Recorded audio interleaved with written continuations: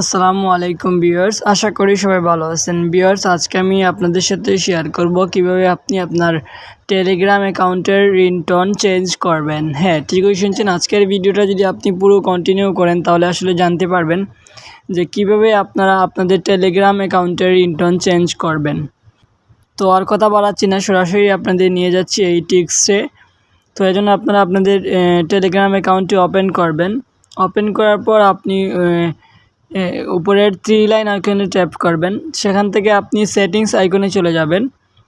তারপর আপনি ঠিক এরকম একটা ইন্টারফেস লক্ষ্য করবেন। এখান থেকে আপনি নিচে দেখতে পাচ্ছেন লেখা আছে প্রাইভেসি অ্যান্ড সিকিউরিটি, এবং তার নিচে আপনি দেখতে পাচ্ছেন লেখা আছে নোটিফিকেশন অ্যান্ড সাউন্ড। এই যে দেখেন, আপনি এই সাউন্ডস অপশানে ট্যাপ করবেন।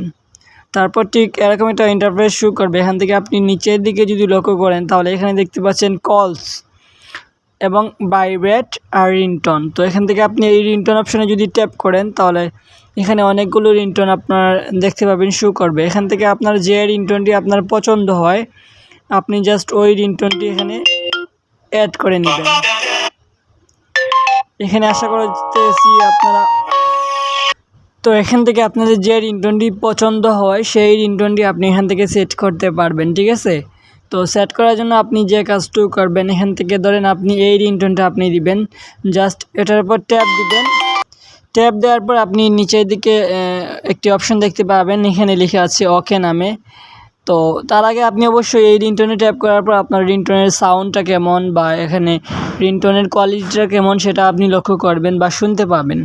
তো সব কিছু ঠিকঠাক থাকলে আপনি অবশ্যই এই ইন্টারফেসে ট্যাপ করবেন ওকে বাটনে। ওকে বাটনে ট্যাপ দেওয়ার পর আপনি ঠিক এরকম একটা ইন্টারফেস লক্ষ্য করবেন, অর্থাৎ আপনার রিংটোনটি সেট হয়ে গেছে।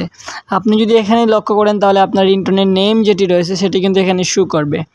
তাছাড়া আরেকটা বিষয় হচ্ছে, আপনারা যদি সাথে সাথে কোনো কাউকে দিয়ে বা অন্য ডিভাইস দিয়ে আপনার এই টেলিগ্রাম অ্যাকাউন্টে ফোন দেন, সেক্ষেত্রে অবশ্যই এই রিংটোনটি আপনি শুনতে পাবেন।